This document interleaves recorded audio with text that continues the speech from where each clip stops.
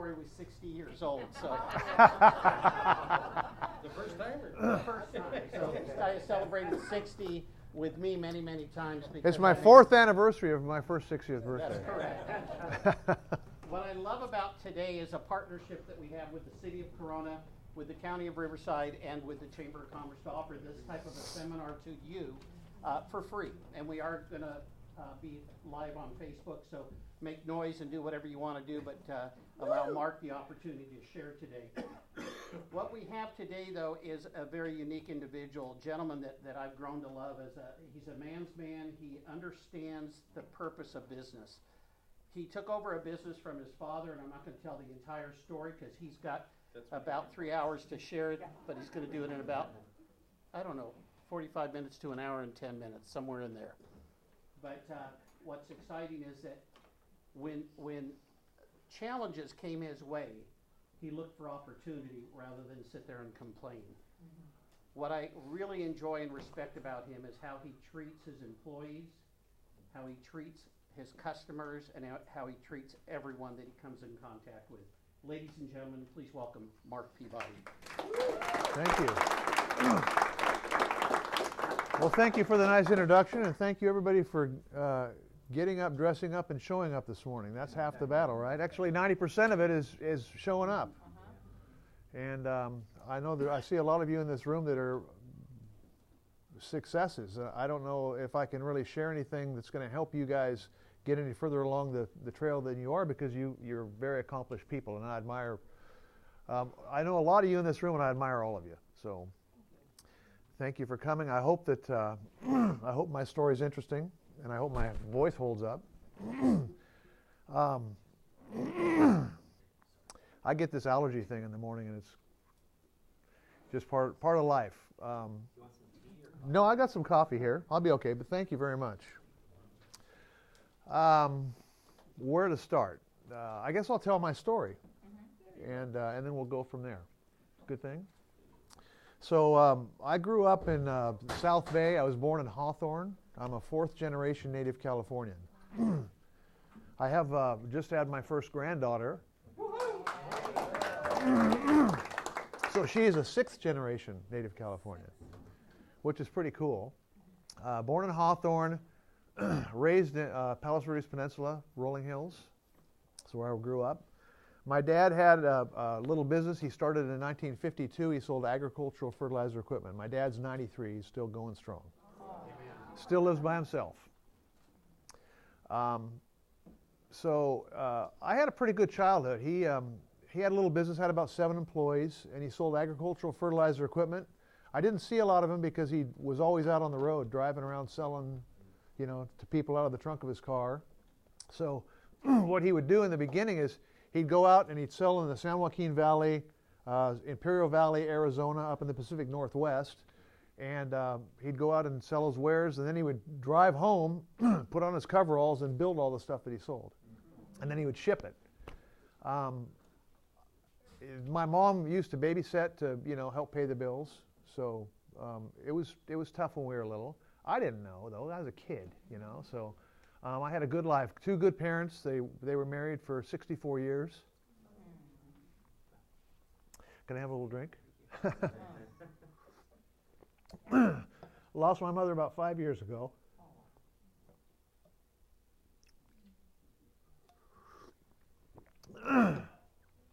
Part of being passionate is you're emotional. So, anyway, I'm not going to go down that road, but she's in a better place. So I grew up in Rolling Hills, and my dad, as he was, getting older, he wasn't really that old then, but I took an interest in the business. I used to work there in the summers. I started off sweeping floors and cleaning toilets, and then I graduated into assembling, little valves and pumps and that sort of thing. So I really learned the business as a kid, and I would always work about 2 or 3 weeks. He'd pay me 50 cents an hour, and so I'd make $20 a week, and after 3 weeks I had $60. I was the richest kid in town, So I'd go down and buy my Matchbox cars and all that stuff, One day I was a little bit short on a matchbox car, so I went into my dad's dresser, and he had a penny collection. And I thought, well, I'll just take a couple of the older, ugly pennies because he won't notice those. So I took a couple of pennies out and went down and I bought a matchbox car. I was about a nickel short, so I took 5 pennies. It was a 1909 SVDB, which today they're worth about $800. I got the 1941S, which is worth about $350. So that was the most expensive matchbox car I ever bought. So anyway, I grew up and I took an interest in the business because I worked there, and I wanted to. I told him when I was probably in 5th grade, I said, Dad, I want to go into the business and work with you. I have an older brother and an older sister. We had horses when I was a kid. 17, as a matter of fact. My mom was a farm girl, so she loved animals. We had 17 horses. We had about 10 cats. We had 15 dogs. And I had a runny nose and watery eyes all the time. I didn't know why.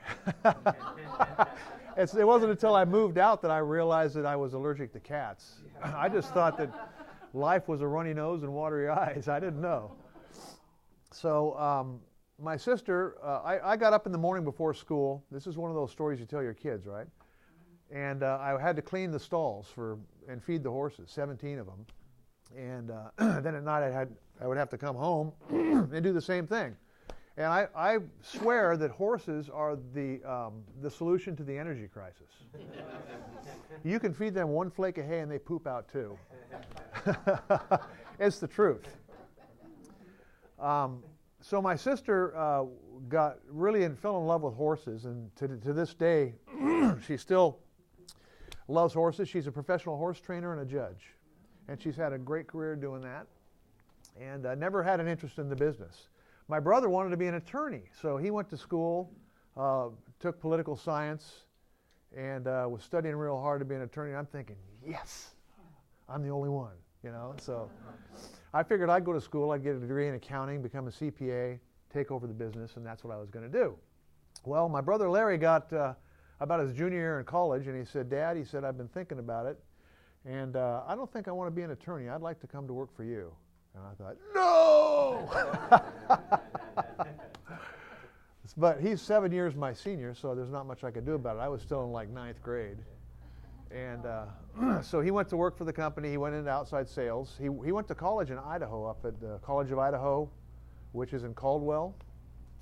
And so he started selling ag equipment up in that market and had some pretty good success with it. Then he moved back down, and then he took over the outside sales. My dad was in the LA County Sheriff's Reserves, and he loved that. So he would work in the morning until about 3 o'clock, and then he would go put on his police outfit, and he would go out in a radio car at night, and he would patrol. And he was really into it. So he was doing that like 5 days a week. And actually, one time they got into a kerfuffle with what he called a perp. And they got into a foot pursuit. And his partner, who was a full-time sheriff, was chasing this guy down. And they got into a fight, and they were struggling on the ground. And the criminal guy pulled the gun out of him, out of his partner's holster, and shot him in the shoulder. And my dad came running around the corner, saw the whole thing happen, took his pistol out, hit the guy on the side of the head, and knocked him unconscious, saved his life. And then the guy, while he was recovering, convalescing, he came to our house. He stayed at our house, and one of the girls up the street came down and cared for him. They ended up getting married. So, and so that was a pretty good story. But he loved doing that. He became a chief in the LA County Sheriff's Department. He was friends with Peter Pitchess, and all his buddies were all the top brass in the Sheriff's Department. So I never got a ticket. One time, a guy pulled me over to give me a ticket. And I told him, I said, you know, my dad's a chief in the Sheriff's Department. He says, well, I don't care who your dad is, you're getting a ticket. Well, the next week he was working in Lancaster.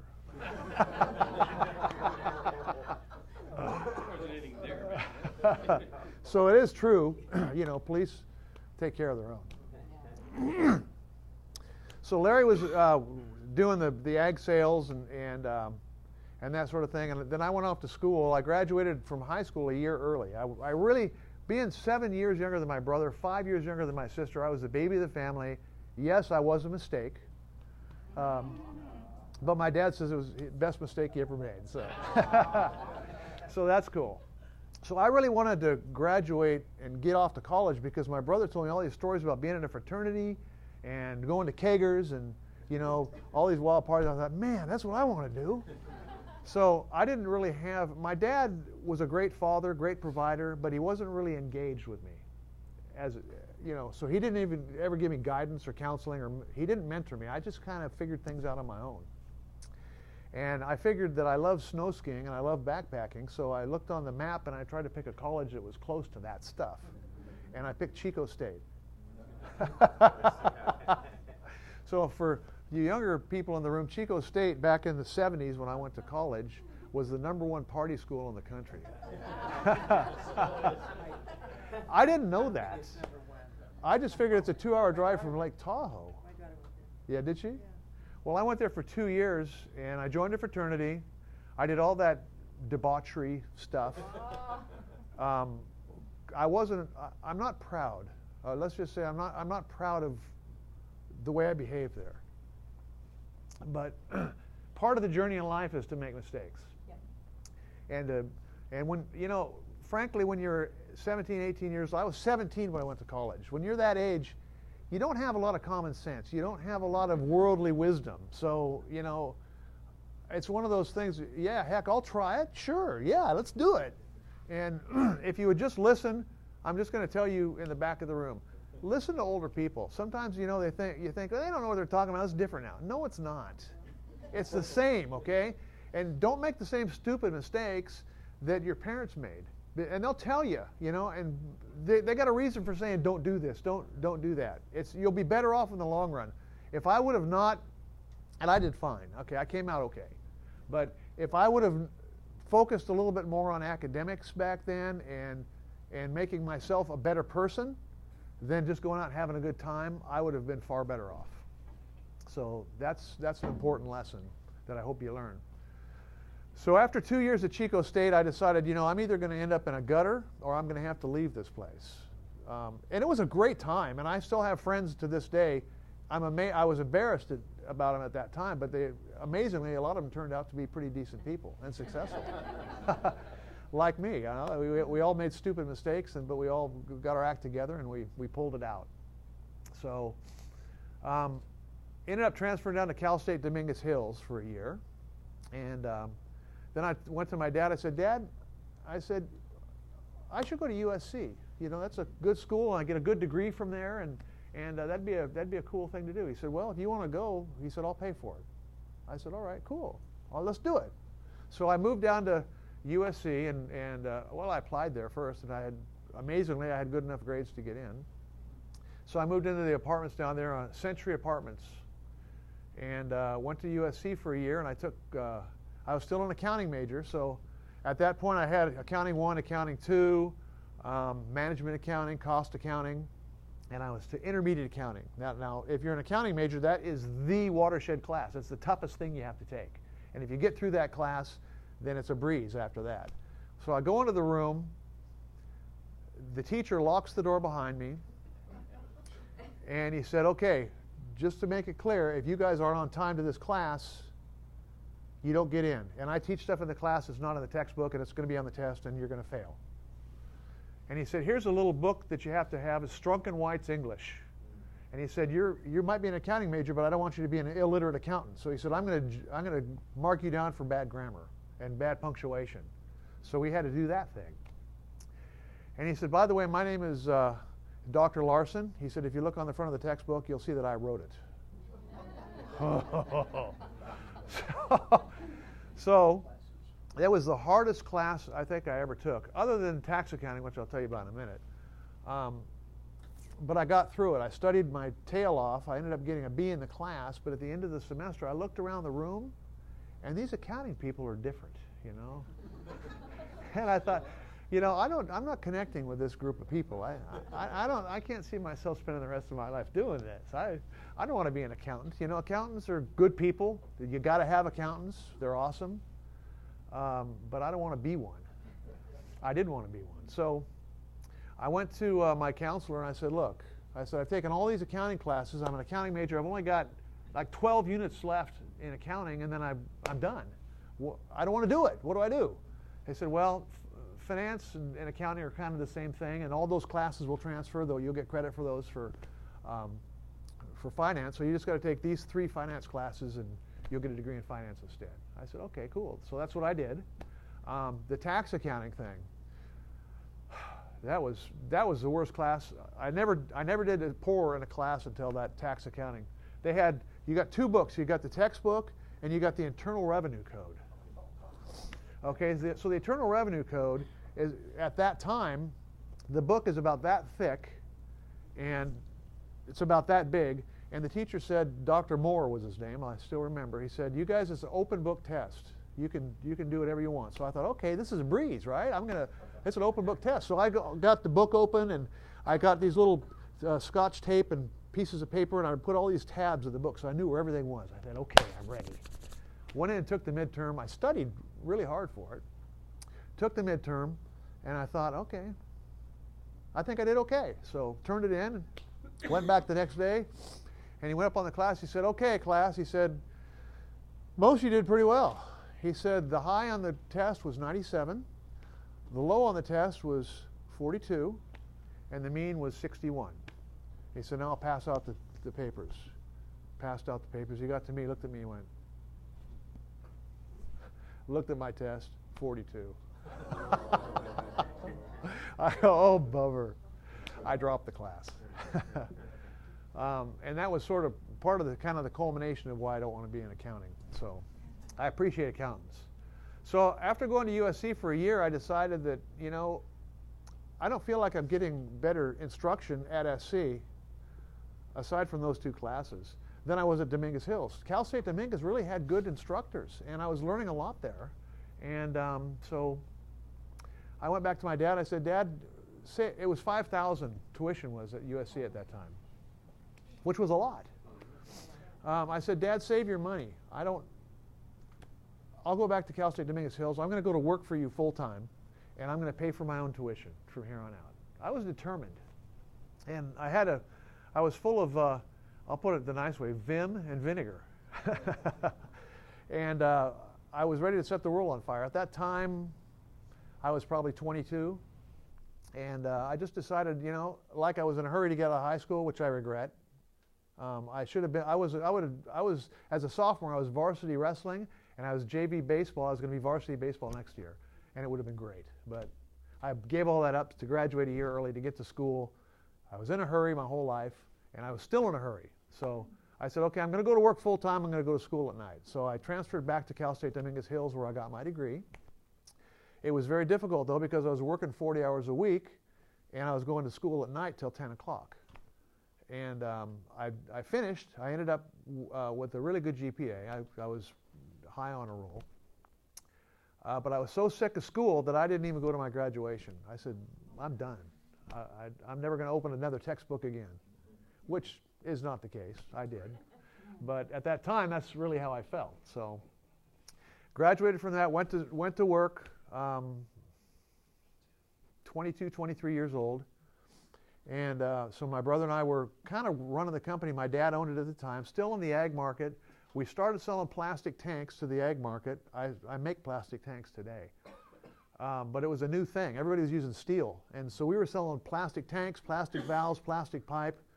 And the mentality back then was it's cheap plastic junk. Everybody wanted steel. But we worked really hard, and we convinced them to give it a try, and they found out that it's not. It's not junk. It's good. It's good stuff. So we started growing the business a little bit. And so 1981, it was Christmas time. And at that time, my dad, here's another thing, kind of roll back to 1976 when I graduated from high school. I went off to Chico State, and my parents moved and didn't tell me.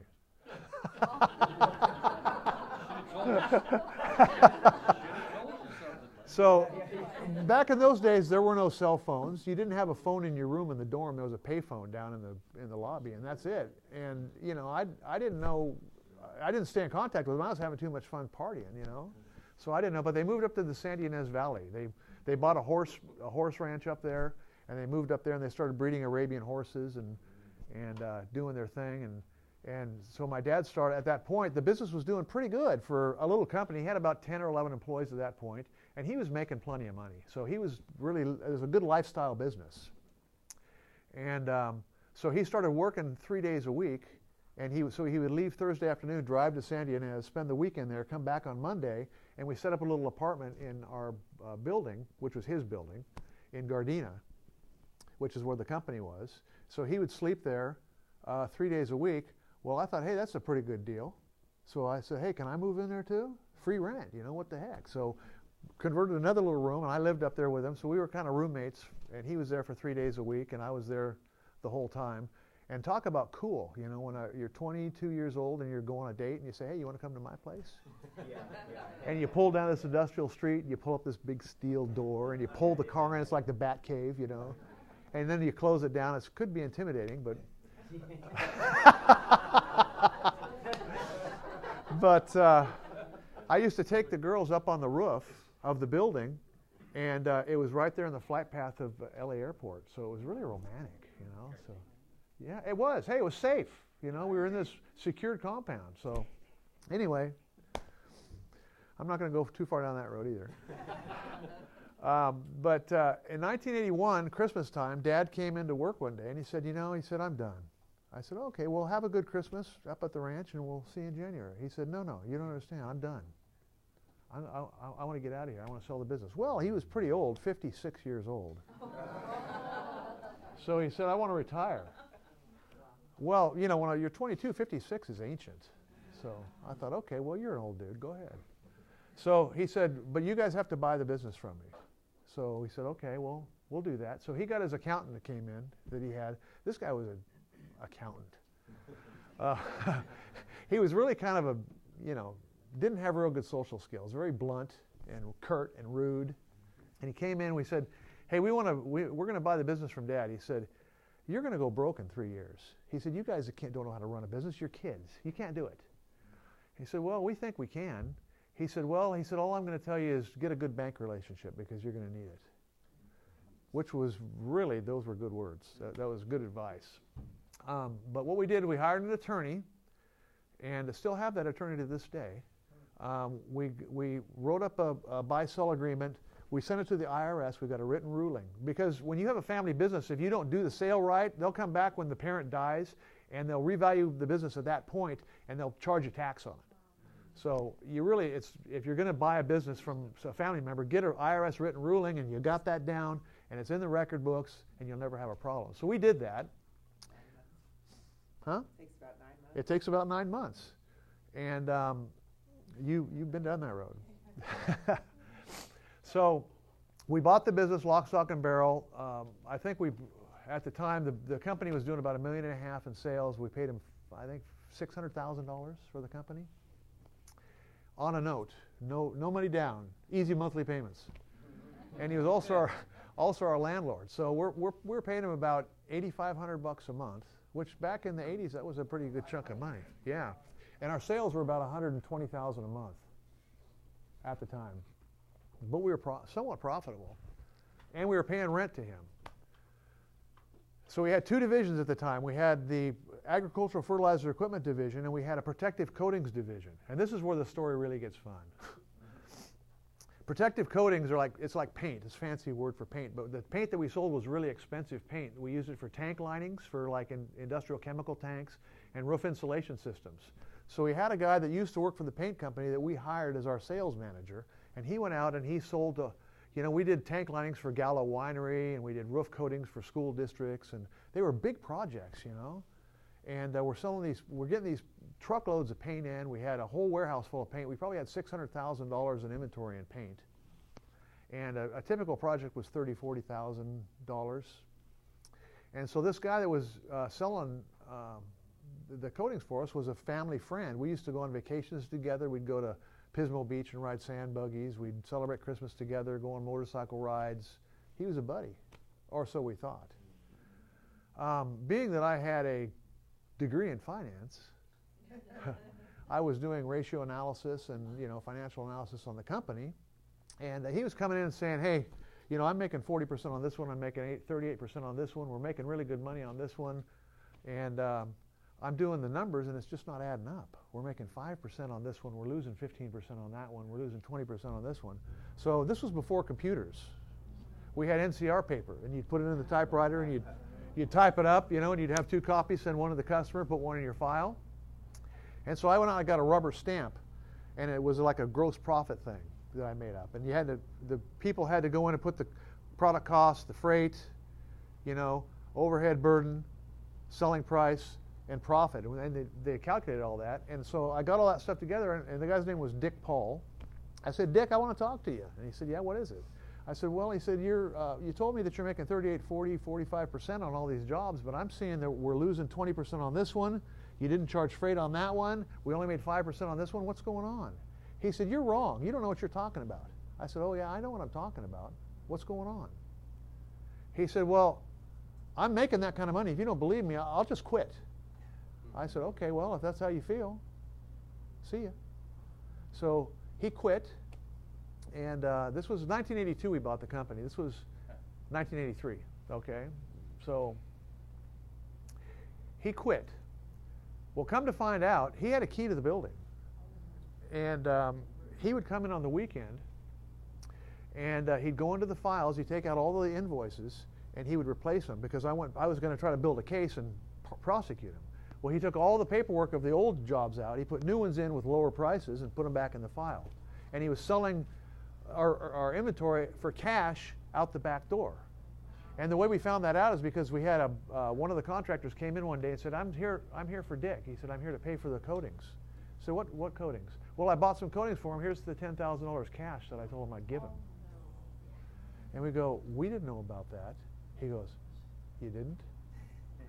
And so he was doing this with a bunch of people. And, he kept showing up with new motorcycles and all this new stuff. And I didn't think anything about it, but he was ripping us off. So he embezzled from us. He got us for about, probably about $500,000 we lost on that deal.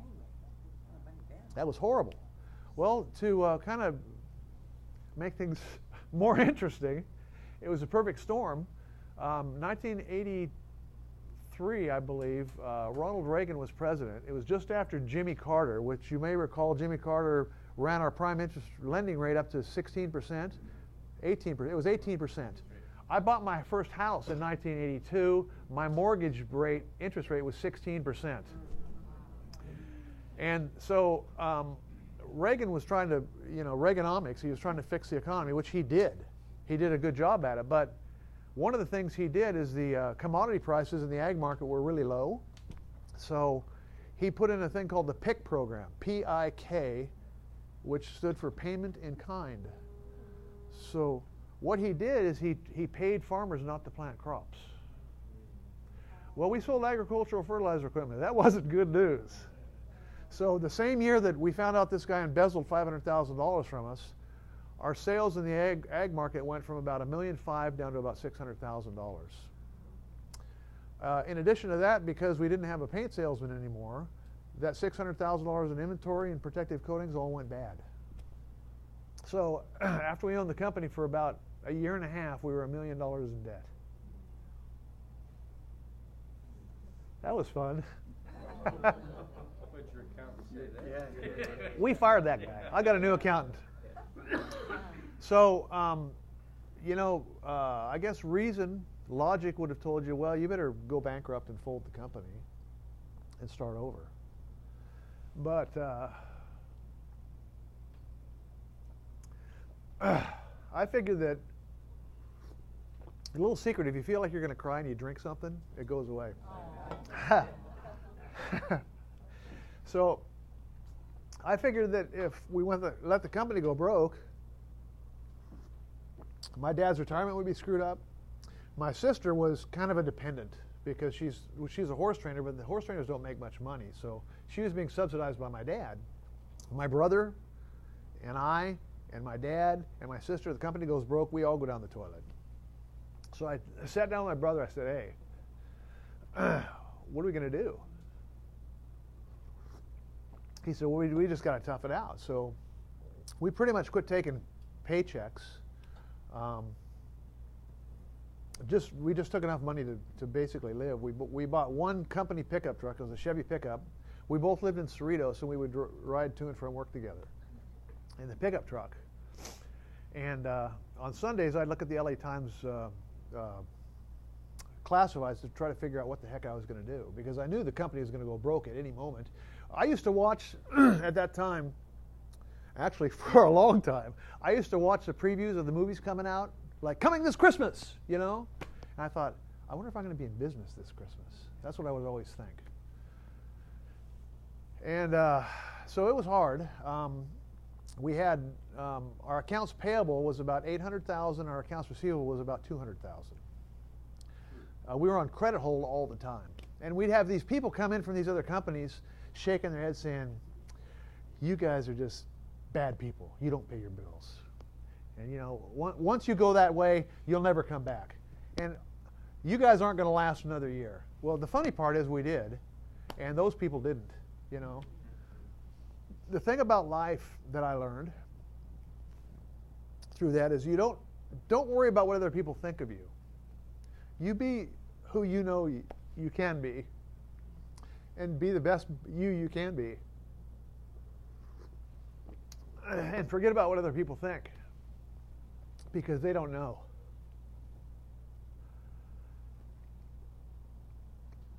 They don't know what you go through when you have to struggle like that.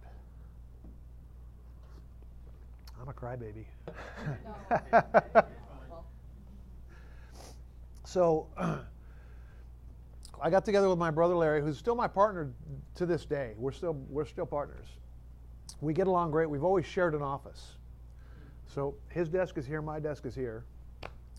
And we always got along because everything was always even Steven. We didn't worry about one-upsmanship or you got that, so I got to get that. That's not fair. You know, it's like a marriage. Anybody that's been married for a while, you know that it's not fair. It's what I call as an 80-80 proposition. You know, you have to give 80%. And more times than not, you feel like you're not getting your fair share, but who cares? At the end of the day, you have a great relationship, you have your health, you have good friends, you know, you love life, you love the Lord. What else do you need? Money's overrated, okay? As long as you have enough to pay your bills, that's really all you need. I mean, when I was 22, I wanted to get a Ferrari. I wanted to have a lake house. I wanted to, you know, fly around the world and see the world and spend a bunch of money on first-class vacations and all that stuff. Well, first-class vacations are cool, but I mean, you get sick of that. And you know, when you buy stuff, the thing about it is you got to take care of it, and it costs money to take care of stuff, and you got to pay insurance on it, and then you're always worried about it. If you have stuff, you worry about your stuff. If you don't have it, there's nothing to worry about, right? So you ought to be worrying about your walk with the Lord. You ought to be worrying about your relationship with your family. You know, your kids. You got to have a good relationship with your parents, okay? You might get mad at them, but they're your family, you know? And if you don't have a good relationship with your kids when they're little, they're going to grow up and you're not going to have a good relationship with them when they're old. They're going to, it's the cat's in the cradle song. Yeah.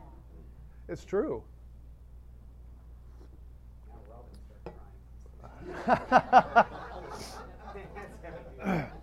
And you know what else? I was a miscreant when I was in college, and I turned out okay. My kids turned into miscreants. I thought, oh no, oh no. But they turned out okay too. It's amazing. You do. You turn out okay. You go through a dark period. Look at yourself in the mirror and say, hey, am I the best me I can be? Can I do better? Is there something in my life that I'm doing that's destructive to my life? If it is, stop it. You know, do things that are good for your life. Do things that are edifying. Learn. Be a lifetime learner. Read.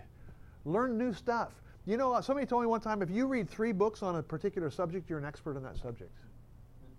So don't always just read novels, Harry Potter or whatever, you know, which are cool and it's fun and I enjoy. I like Clive Cussler is my favorite in that kind of stuff, and in nonfiction, or fiction rather. But read books on topics that is going to make you a better person, whether that's business books, how to run a business better. I can give you a whole list of those. How to be a better stamp collector or gardener or whatever you love. Whatever you love. Become an expert in it. 3 books, you're an expert. Do it. So back to the story. My brother and I got together and we said, hey, what are we going to do? Okay, we got this line of valves that we manufacture, that my dad designed and built, and we got these pumps. The ag market's down the toilet. All these new people are jumping in the market, and it's becoming more competitive, so we can't make the margins that we used to. We were the only people selling linear polyethylene plastic tanks in California, and we were doing a really good job. Our competition was cross-linked polyethylene, and they had the whole market. And we got in there, and we beat them up, and then we got the market. And we were selling more plastic tanks in the ag market than anybody. And then the manufacturer said, hey, if these guys are doing that good, if we had 3 more distributors, we'd do even better. So they went up and they set 3 more distributors up.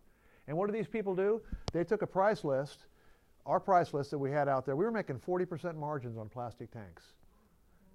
They went out there and they put a big red X through there, and they put Peabody's price less 20%. And so then all of my customers thought, well, you guys are ripping us off. You've been ripping us off. You guys are no good. And so we thought, well, we're going to have to do something else. What are we going to do? So we got a hold of another ag distributor who was selling the agricultural fertilizer equipment for ammonia, which were the ammonia valves is what my dad made.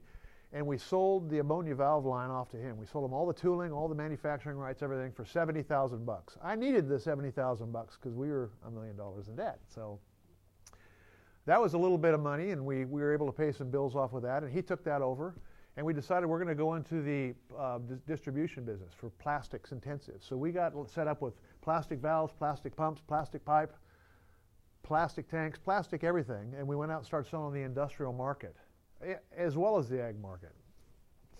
And we built the business up a little bit, ended up with a little bit we got a windfall. I don't remember what the windfall was for, but we got like $150,000. And our payables at this time were about $600,000. We had got it down to about $600,000. So I got on the phone with, and I figured, well, $150,000, $600,000, that's about 25%, 25 cents on the dollar. So I got a hold of all of my vendors, and I said, look, we haven't been paying you well. We were 120 days plus with everybody. And I feel real bad about it, but I said, I don't see any way out of this unless I can, make a deal. So I said, I am going to make you an offer right now that I will pay you a lump sum payment of 25% of what I owe you in full. And if you'll go for that, then I'll send you a check today. And they said, well, a lot of them had really unkind words to say and all that stuff. But at the end of the day, 80% of my vendors went for it. And so I was able to take that $150,000 and eliminate my accounts payable. And I lost credit with everybody. So, but that was okay. That was ag fertilizer equipment. I was now in plastics. And so we established new relationships with new vendors and all that stuff. And we got that going. So you guys never went bankrupt. We never went bankrupt. Never went bankrupt. We were still flat broke. Yeah. We ended up getting 2 cars by this point, though. This was after about probably 8 or 9 years. So we got, back in those days they had the Cougars. They were really cool. I don't know if you guys remember, but the Cougars were really cool. So we got 2 Cougars. So, and we lived like 2 miles apart. So, for a while Larry would pull over with his Cougar in my driveway, and I'd make coffee. We'd both get coffee, then we'd drive to work together, and then drive home. And we thought, this is stupid. Why don't we just take 1 car? So after the Cougars, ran out, the payments ran out, we got rid of the Cougars. We thought, let's get 1 really cool car. We drive together anyway. So we got a Lincoln Continental. And so we were riding the style, And so the company grew to a certain point. I think we got up to about $3 million in sales, and we had about 15 employees. And what we found out is, Jim, wake up. What we found, yeah. What we found out is it's hard to be in the distribution business unless you have scale. Our competitors were $100 million companies, and they had, 100 salespeople on the street. We had 3. And they had buying power. They were doing $1 million a year with companies that we thought we were doing great when we were doing $50,000 a year with them. And well, when you're buying $1 million a year from somebody, you get better deals. So we found ourselves not winning any jobs. We couldn't be competitive because we didn't have the buying power. So we had to rethink it again. And, we had like 4 salesmen with company cars, and that's expensive. And these guys, we were paying them at the time maybe $60,000 a year. But you figure a company car and expense account and travel, what does that cost for a $60,000 a year employee? 100, 120. Okay, so we're doing $3 million a year. We got 4 salesmen.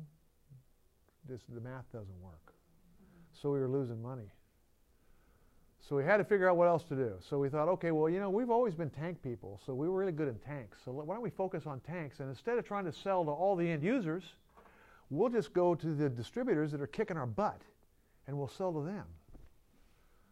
And that was a hard battle, but we wore them down, and we convinced them, yeah, we do engineered tanks. So what we do, a typical person that sold tanks at the time would buy the tanks from the distributor, and they were mostly ag mentality tanks. So they would mold these big plastic tanks. They would put what they call a bulkhead fitting in the bottom, which basically they drill a hole in the tank, they put a stub in on the inside, they put a nut on the outside with a gasket and tighten it up, and that's your discharge. They call that a bulkhead fitting or a tank adapter. So all people would do with plastic tanks is they would put tank adapters in them and sell them. What goes in the tanks? What goes in the tanks? That's a good question. We sold to the industrial chemical industry. So we sold to wastewater treatment plants, manufacturing companies that use chemicals, water treatment companies for boilers, air conditioners, cooling towers, that kind of stuff. That's probably Greek to a lot of you. But you would be amazed at how many chemicals are used. Hospitals, anybody that has any sort of a manufacturing injection molding, there's effluent, which is like the icky stuff that comes out the back. They got to treat that and neutralize it before they put it in the sewer. They use chemicals for all that stuff. So did you have to have different types of tanks? Well, Chemicals? amazingly, polyethylene is very chemical resistant. It's better than stainless steel. It's better than fiberglass. It holds things that will melt glass. Polyethylene is an amazing material. And so we were able to go out and convince people that, yeah, you guys have engineering expertise. What we did, instead of using bulkhead fittings, we would plastic weld our fittings in. So we could put flanges and big fittings on the side of plastic tanks that nobody else could do. Nobody knew how to do it. We learned how to do it. And then we got together with a guy, the professor of the engineering department at Cal State Long Beach, and we developed a seismic restraint system for our tanks. Nobody had that. So what we did is we put a fiberglass wrap around the tank with tie-down lugs on it, and you could bolt the tank to the ground so that it wouldn't move in an earthquake, and the pipes wouldn't burst, and everything would blow up. So all of our competitors, what they would do is they would put posts, and they still do, amazingly enough. They put posts around the tank. They put cables, steel cables over the top of the tank. Okay, well, if you have a plastic tank and a steel cable and there's an earthquake, what's going to happen? And it did happen. There was that big earthquake back in Northridge, the Northridge earthquake. There were some big tanks up at Rocketdyne, up in Simi Valley. They were like 15,000-gallon tanks, and they had the cable system on there, and the earthquake happened, and it cut the tanks open, and all that chemical spilled all over the facility. And believe me, I used that. So our tanks, what we did was we put fiberglass around the tank, and it was kind of like a cup holder in your car. You just set the tank inside of that, and it holds it. And you don't have cables, so it's easy to install. We did it all in one. So anyway, we got cred. And then we started making dual containment tanks because we were good welders. We thought, hey, if the tank leaks, you got chemical, let's make a dual containment tank. Nobody did that. So we took 2 big tanks, we cut the top off of one big tank, and we're talking these tanks are 10-foot diameter and 15 feet tall. We'd cut the top off, we'd take another kind of a smaller tank and stick it inside like the Russian dolls. And then we would weld the tanks back together. We'd put connections from the bottom out both walls and put our seismic package on there, put heating and insulation on them and level controls, and we'd sell these tanks that were, ag tanks. That maybe a tank would cost $4,000, the ag tank. So 2 $4,000 tanks. We'd weld them together, put all our bells and whistles in there, and sell them for $40,000. So we were making good profit, and nobody else was doing it. So it worked. Do you have And patents on your tanks?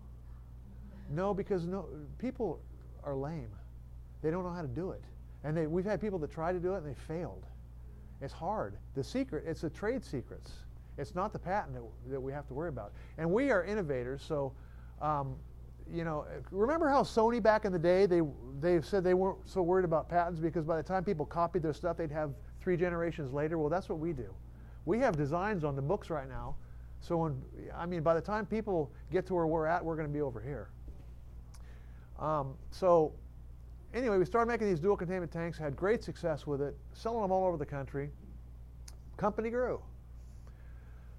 Then we found out that we had a couple more recession dips and that kind of stuff. But I almost went broke a couple more times.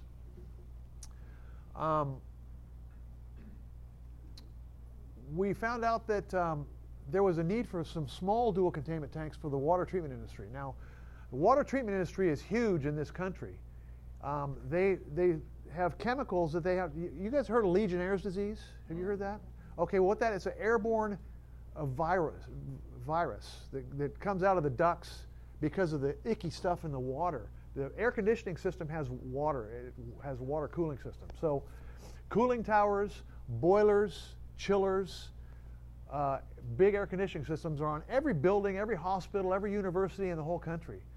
Well, each one of those has like 6 tanks that they need for biocides, corrosion inhibitors, pH control and adjustment, algicides, all sorts of chemicals that they need to treat the water so people don't get sick and the $1 million equipment doesn't get ruined.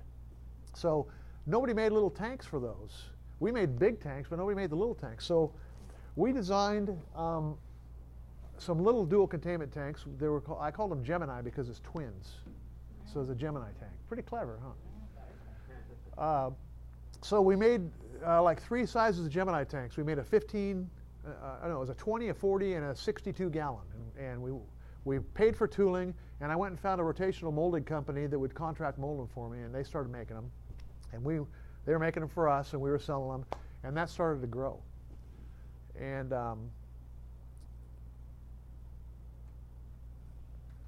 there's other people that made them, but they made crappy ones. Ours are really good, high quality stuff.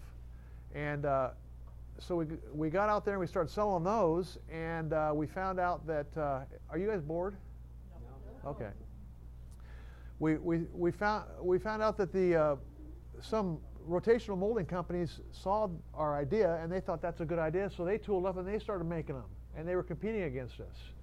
Can you sit over there? Oh, somebody's sitting there. Oh, okay. All right. Well, he can sit there. No, never mind. Okay.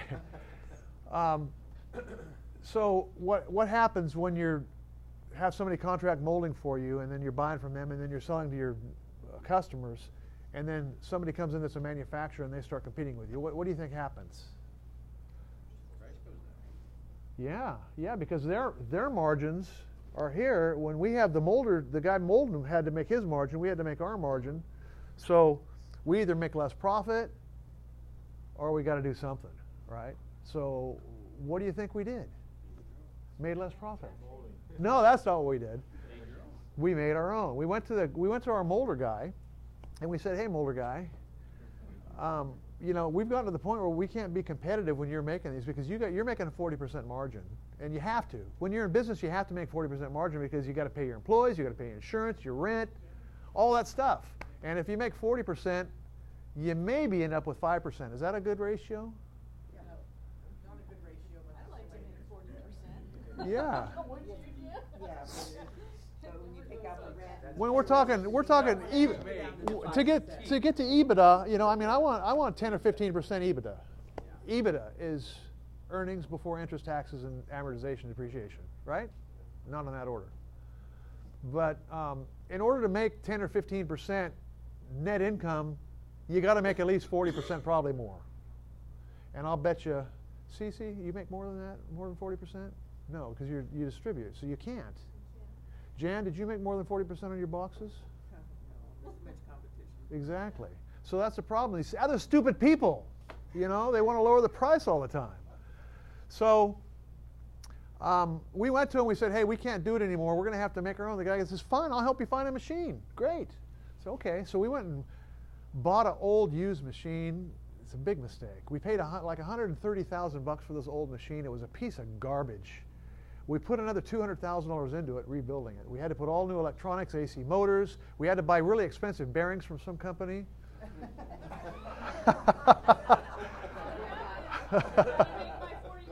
That's right. And so we by the time we got this machine, this rotation, our first rotational molding machine built, we could have bought a new one for probably less. But again, you live and learn. So we got this machine done, and then I called up the molder guy. I said, hey, molder guy. He said, yeah. I said, okay, we got our machine up and running. I'm going to come pick up my molds because we're going to start making our own. He goes, wait, what? I said, we're going to pick up our molds. He says, what do you mean you're going to pick up your molds? Those are our molds. We make those for you. Well, no, you're not going to make them anymore. That's why we bought a machine. We're going to make our own. He said, oh, I thought you were going to make other stuff, and we were going to make this stuff. No. So what do you think they did? No, they gave us about probably 60% of our molds. Some of them they kept. They said, well, you can't prove these are yours. We're going to keep them. And then they went out and they tooled up and they copied our stuff. And then because they were building our stuff and shipping to our customers, they contacted our customers and said, hey, we'll sell these to you for less money. Well, the good news is people are decent out there. And so I called up, yeah, most people are. And the ones that aren't, you don't want to work with anyway. So I got a hold of my customers. I explained what happened. And they said, well, you know what? Those guys are scoundrels, and we're not going to deal with them anyway. So we'll deal with you. And they're still making tanks, and they're selling some, but we're killing them. So we ended up taking that initial product line that had 3 tanks, and we kept making new tools. We're still making new tools. We're improving the product and coming up with new technological innovations. We now have over 200 products that we manufacture in our facility in Corona. We got rid of that old machine. We had a couple other old machines. I was going to say a bad word. It was a piece of grunge, my dad says. Piece of grunge. And we bought new machines, and now we have three new machines, and things are going pretty well. Now, on the other side, we're going to back up a couple of years, if you guys will indulge me. Because we use fiberglass to wrap our tanks for the seismic restraint, back in probably the mid-90s, we had somebody come to us and they said, hey, we're in the telecommunications industry. We put up cell sites, and we need to buy some fiberglass sheets. Well, as it turns out, fiberglass is what they call RF transparent, which means the radio frequencies will go through the fiberglass and it won't degrade the signal. And the telecom companies are putting up cell sites everywhere. You guys might have noticed. And back in the old days, they just put them on sides of buildings, and it was ugly. And then the cities said, hey, I don't want to look at that stuff, so we want you to hide it. So then they were making fiberglass boxes and painting it the color of the building. And then they started making these ugly fake trees. Why do people buy those? And so this guy came to me and said, hey, it was a gal. And she said, hey, can you make these fiberglass sheets for us? The company we're buying it from can only make 4x8s, and we need them 5x10. And I thought, yeah, why not? I can probably do that. Well, how much are they going to be? I said, well, profit opportunity here. Let's see. Yeah. How about $800 a sheet? They said, okay, we'll take 10. I go, score! So I made them 10 fiberglass sheets, and I delivered them to them, and they go, oh, that's awesome. You can do that? Yeah, I can do that. And they go, and she comes back, she goes, can you make one that looks like a brick wall? I thought, I don't see why not. Sure. They're going to be more expensive, though. That's okay. How much? I go, okay, 1,500? Yeah, we'll take them. We'll take 10. Okay. So I go, yes. So then she came back. She goes, how about shake roof? Can you do that? How about a tile roof? Can you do that? Oh, my gosh. And so out of that spawned a whole new division of our company. So after we started making these flat sheets, she came back. She said, okay, we want to make a cupola on top of a building. You know what a cupola is? It's like a little house on top of a building. You see them sometimes. Sometimes they got like louvers on them, and they got kind of a fancy little roof, a weather vane on top. That's called a cupola. And they got dormers, which are like little windows that stick out the side of buildings, and all sorts of little I learned about architectural features. Who knew? And so we started taking this fiberglass stuff, and we were molding it in all sorts of different shapes and sizes. We made louvers out of it. We made stucco walls. We made brick walls. We made you name it, split face block, Mexican tile, and we started making these enclosures that would bolt together in big pieces. Instead of sending them a bunch of flat sheet where they'd have to stick build it on site, where the contractors got to put it all together, we would prefabricate, so it was like a modular enclosure, and we started selling those, and people love them. And so that started this whole new division, which is our telecom division. We call it Peabody Concealment, and it's the cell site disguise guys. We call it that because the person that started that business was Stealth. They call it Stealth, which is a cool name. And so then the industry started calling it stealthing. Well, they got a trademark on that, Stealth. And so we said, well, we have stealthing too, and we got attorney letters, so you can't say stealthing. Well, you can, because they trademarked Stealth. They didn't trademark stealthing, and stealthing is like a word. But, you know, I don't want to pay a bunch of attorneys to get in that, so I just said, okay, well, we're the cell site disguise guys. And I have just to be kind of fun, let's say, I came up with a mascot, and it's a cell site disguise guys. He's got a little detective hat on, and his face is like a cell site wave, and I call him Sleuth Cell Site. Sleuth Cell Site. So go ahead. Aside from that, if you remember our conversation once, I used to do photos for Stealth. They would manufacture some of this stuff. I didn't know it was you that was making it, and they were sending me all over Southern California to photograph the sites That I made that are better than theirs. whole world. Yeah, so anyway, this person that started off buying this sheet from us, they started their own company, and they were our biggest customer. I mean, we were doing about $1.5 million a year with them, I think. And we were selling that stuff, and we were making our 40%, but they were making like 70% markup. And I didn't know that. But they were living large. You know, sometimes people get in business, and they start making a little bit of money, and then they got cash in their pocket, and they think, okay, I've arrived. I'm going to go out and buy a boat. I'm going to buy a cabin. I'm going to get all this stuff, and they spend all the money because they don't understand that you need that. You got to have capital to run a business, and you can't just, you know, you can take earnings and you can do what you want with that, but you got to reinvest part of it. But you can't take cash flow and start spending it on stuff. And anybody that's been in business long enough knows that.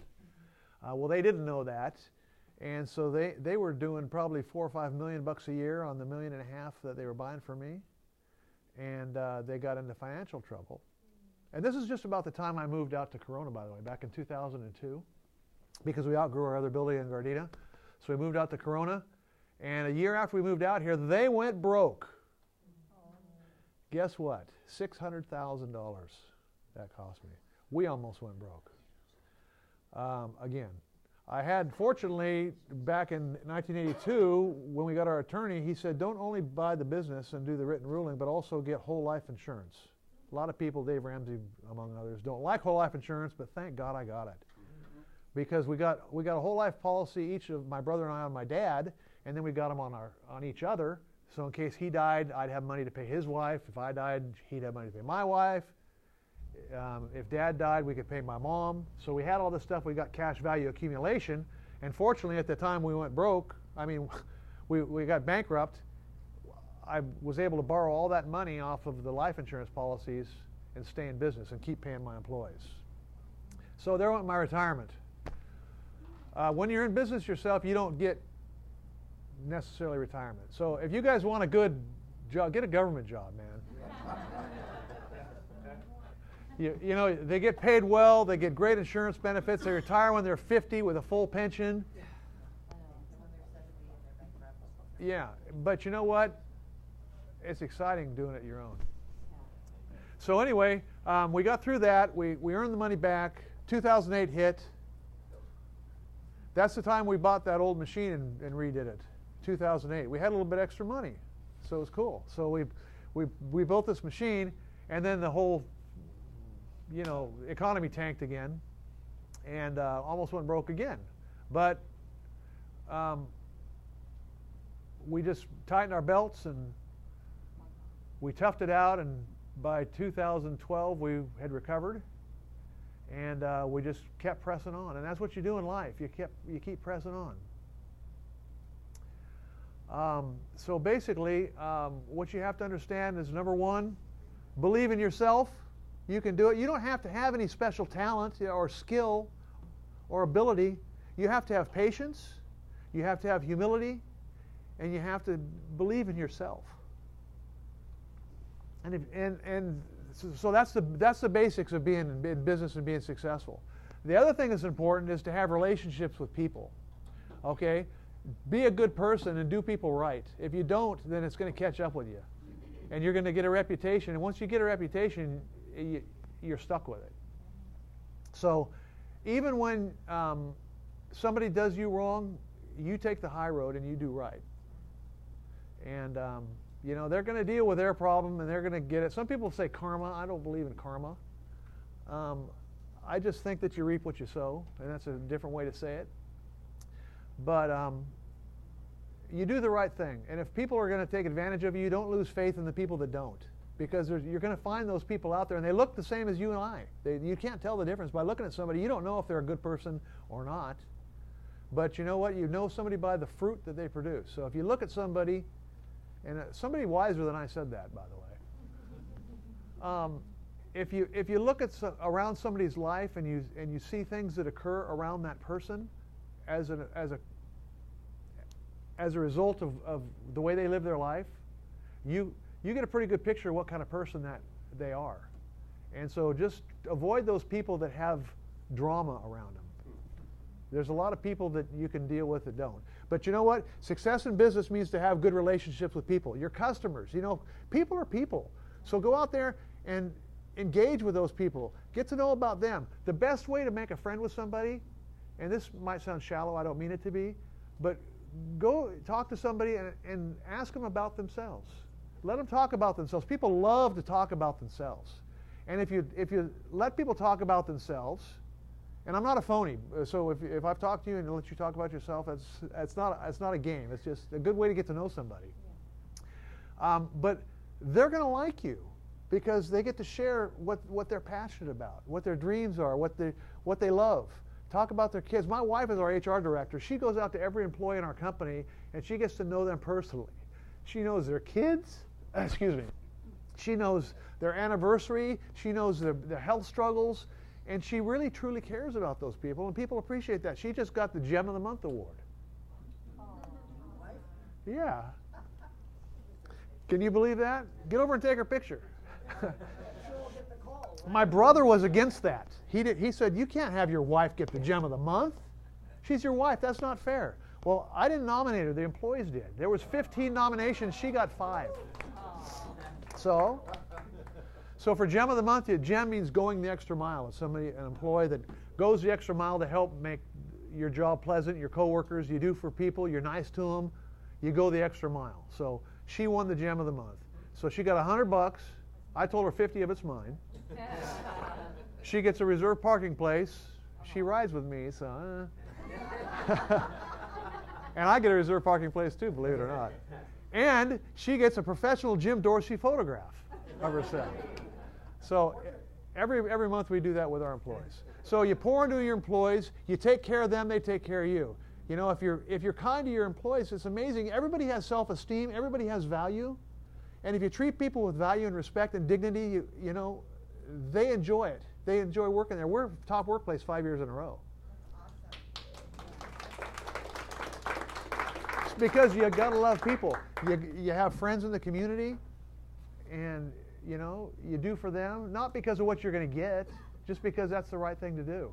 You know, I joined the chamber how many years ago? 10 years ago? Just a few. I mean, as far as being on the board and all that stuff. I joined the chamber back in 2002. I didn't know why, but I did. But Bobby asked me to get more involved, and I was the chairman of the board back in 2016. I don't really get anything out of that as far as growing my business, as far as money, but I can't tell you how much I get out of it in just relationships and enrichment of life and just value and being a part of a great community. It's just it's just unbelievable. So, you know, be kind, make friends, do people right, and, you know, anybody, you can do it. Just work hard. Don't give up. If you fall down, what do? Get back up, brush yourself off, and say, geez, let's try again. So that's my story. Awesome. So we've got time for a couple of questions if anyone has a question. I have Yes, a question. first over here and then to you, Jan. Okay. Go ahead. All right. So you pivoted a bunch of times. I did. In your story, well, not in changing gears, but your business hit a wall. You had a crisis. You had a turn. So you became aware of these new market opportunities. Different types of tanks, getting into the fiberglass panels. How did you? Now the panels we know. You mentioned that someone came to you and said, "Can you do this?" But the other times, how did you become aware of market opportunities? And how did you evaluate whether it was something you wanted to go after or to ignore? Good question. Side story on that, I'm going to pivot on you. People all come up to me all the time, they say, how did you get into selling plastic tanks and telecom enclosures? How did you do that? And I said, well, when I was a little boy, my friends wanted to be firemen and cowboys. I wanted to sell plastic tanks. You know, life takes you down a road, as you know, and you're faced with opportunities. When you're in business, you get opportunities all the time. Crazy people call you up and they want to do crazy stuff all the time. Most of the time, it's a waste of time. And they want you to spend your money to develop their idea because they don't want to spend their own money doing it. And, you know, so you're faced with opportunities. And, you know, when you're sitting there waiting for the phone ring and hoping the phone's going to ring, and you're looking for new opportunities, sometimes they present themselves. And in the case of the dual containment tanks, we were getting, time and time again, people would call up and say, hey, I need this. Do you know where to get it? Well, I always had sort of a problem-solving mindset and mentality. And so in some cases, you know, we went forward and it worked out. Other cases, we tried stuff and it was a complete failure. We started 2 other companies that went broke. And it's not because it wasn't a good idea, it's because we had the wrong partners. But, you know, nothing ventured, nothing gained. You got to try stuff. And you got to be willing to risk what you have to make it bigger. Leverage what you have and you can get more. But sometimes it doesn't work out. In fact, more times than not, it doesn't work out. But you just got to be patient, you got to have endurance, perseverance, and outlast your competition. Jan had a question? Oh, yeah. So when you and your brother got the Lincoln, did you take turns driving? I mean. Yeah, we actually every other weekend we got the car. Oh, Yeah, yeah, yeah. But it had fabric interior. I like leather interior. You know, fabric interior is good for about the first 4 years, and then it's not. Wears out. Cece has a question. I want to go back to your dad's fertilizer equipment. Uh-huh. Was that a distribution that he bought, or did he make this from scratch? He started as a distributor in 1952 selling for a company called Continental Products in Dallas. And they didn't have anybody on the West Coast, so he bought their products and sold them out here. So did he have exclusive distribution? He did, Oh, wow. at that time. And at some point, they got greedy and they decided that they wanted to take it direct. And so at that point, he said, okay, well, heck with you, I'll make my own. So he tooled up and made his own stuff and started competing with them. Wow. Good story. Very well. Yes, please. If there was one thing you would change about your journey to what got you here, what would you change? Well, like I mentioned, Question. yeah, what she asked is if there was one thing I could change with my journey, what would it be? There's 2 things, actually. One is I would have not gone off the deep end in college. I would have stayed true to myself and tried to concentrate on making myself better. I would have been much better off today if I would have done that. But the other thing is I would have got into tank manufacturing 20 years earlier. Because that's where it's at. Manufacturing is where it's at. By the way, we make 70% gross margins. Nice. Tim? Mark, when you did negotiation with people or renegotiation, did you do it in person? Did you do it through letter? What was your technique? I did it on the phone. Called them on the phone. And I had to do that because they were all over the place, you know. I have had vendors that were in Michigan and, you know, Boston and all over the place. it wasn't feasible to go out and see them face to face. Would have been probably a better thing to do. It's always, if you're going to deliver bad news to somebody, it's always best to do it face to face. Didn't have the money either. No, I didn't have the money, and I could have got beaten up.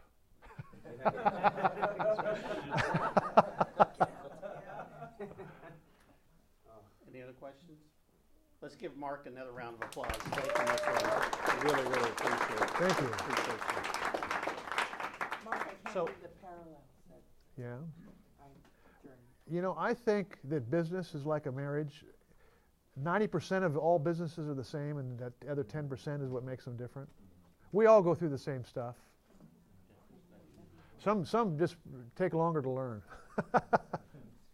So I wanted just to thank you all for being here. We handed out a couple of items. There's a half a sheet that Stephanie handed out. That is our upcoming Coffee with the Entrepreneurs. John Wygand is our speaker in August, and Paul Bender-Badisha. Paul Bender, stand please. She is our September speaker. If you know of an entrepreneur that you'd like to have speak, maybe it's yourself, maybe it's someone that you idolize and think, wow, this lady's got a great story, please let us know. We'd like to talk to him. I want to introduce Ryan Cortez. Ryan is my partner in crime with the economic development with the City of Corona. Between Ryan, the City of Corona, and the Chamber, we select the different entrepreneurs to speak. So if you've got someone that you'd like to have, see Ryan or see myself. Ryan, I want to thank you again for being here and for the partnership. We also handed out something that the City of Corona is sponsoring tonight, and it's right here in Corona, and it's the ABCs of starting your own business. So even people that are in business already, I know that they usually go to these because there's always those little nuggets that you can take away. The other person that I'd like to introduce is Janina Ramirez. Janina introduced herself earlier. If you're not currently a member of our chamber, we would love for you to come and visit with her. We've got some great opportunities for you to expand your business. On behalf of the chamber and the city, along with the County of Riverside, we thank you for being here today. Have a fabulous day. Thank you.